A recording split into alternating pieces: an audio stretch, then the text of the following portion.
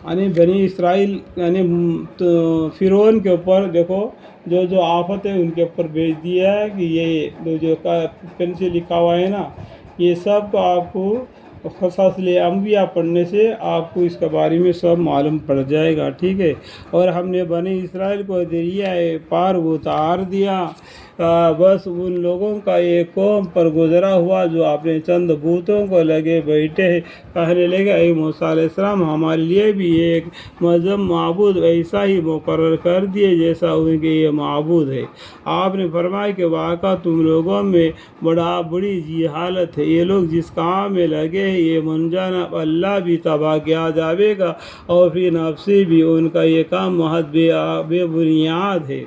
फिर आया फरमाए कि क्या अल्लाह ताला के सिवा और किसी को तुम्हारा माबूद तजवीज़ कर दूँ, हालांकि उसने तुमको तुम्हारी दुनिया जहान वालों पर फौक़ियत दी है। और वक़्त याद करो जब हमने तुमको फ़िरौन वालों के जुल्म व एज़ा से बचा लिया जो तुमको बड़ी सख्त तकलीफ़ पहुँचा देते, तुम्हारे बेटों को बकसरत कत्ल कर डालते और तुम्हारी औरतों को अपनी बेकार और खिदमत के लिए ज़िंदा छोड़ देते थे। और इस वाक़ा में तुम्हारे परवरदिगार की तरफ से बड़ी भारी आजमाइश थी। और हमने मूसा अलैहिस्सलाम से 30 शब का वादा किया और 10 शब को 29 शब के तमतमा बनाया, सो उनके परवरदिगार के वक़्त पूरे 40 शब हो गए। देखो मूसा अलैहिस्सलाम के ज़माने में उनके ऊपर 40 रातें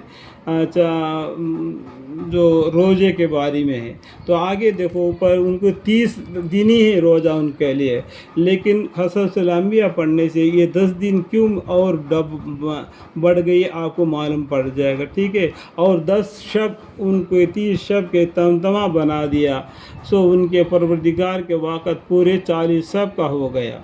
और मूसा अलैहिस्सलाम ने अपने भाई हारून अलैहिस्सलाम से कहा दिया था कि मेरे बाद मेरे कौम का इंतज़ाम रखना। यहाँ पर देखो मूसा अलैहिस्सलाम ने क्या कह दिया, मैं उनके बाद में जब वो पहाड़ पर जा रहे थे अल्लाह को देखने के, उनके 12 सरदारों को लेके, तो उनके कौम को किन के हवाले कर दिया, उनके भाई हारून अलैहिस्सलाम के हवाले कर दिया।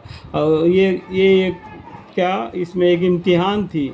और मूसा अलैहिस्सलाम ने भाई हारून अलैहिस्सलाम से कहा दिया था कि मेरे बाद मेरी कौम का इंतज़ाम रखना, इस्लाह करते रहना और बदनका लोगों के राह से पर अमल मत करना। और जब मूसा अलैहिस्सलाम वक़्त मऊदे पर आए और उनके रब ने उनसे बहुत ही लुत्फ़ व इनायत की बातें कही, फिर तो अर्ज़ किया कि ऐ मेरे परदिगार अपना दीदार मुझको दिखला दीजिए कि मैं आपको एक नज़र देख लूँ। इरशाद हुआ कि तुम मुझको दुनिया में हरगिज़ नहीं देख सकते, लेकिन तुम उस पहाड़ की तरफ देखते रहो, सो अगर वह ये अपनी जगह पर करार रहा तो खैर तुम भी देख सकोगे।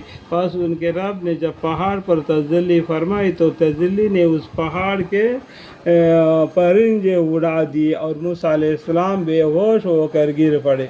फिर जब आफाक में आए तो अर्ज किया कि बेशक आपकी ज़ात मुनज़्ज़ह और राफिया है, मैं आपकी जनाब में माज़रत करता हूँ और सबसे पहले मैं इस पर यकीन रखता हूँ।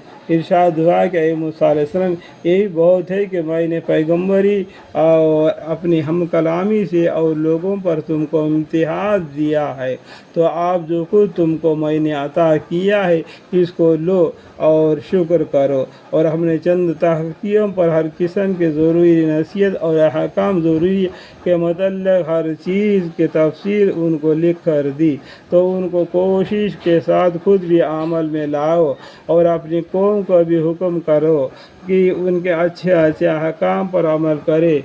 मैं बहुत जल्द तुम लोगों के उन बेहुक्मों के मुकाबल दिखाता हूँ। मैं ऐसे लोगों का अपने अहकाम से बरगश्ता रखूँगा जो दुनिया में तकब्बर करते हैं, जिसका उनको कोई हक हासिल नहीं।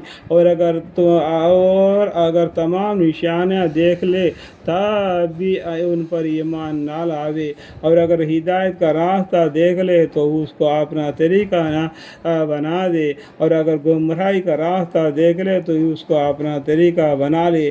یہ سبب سے ہے کہ انہوں نے ہماری آیتوں کو جھوٹا بتلایا اور ان سے غافل رہے، اور یہ لوگ جنہوں نے ہماری آیتوں کو اور قیامت کے پیش آنے کو جھٹلایا، ان کے سب کام غارت کیے گئے، ان کو وہی سزا دی جائیں گی جو کچھ یہ کرتے تھے۔ اللہم اغفر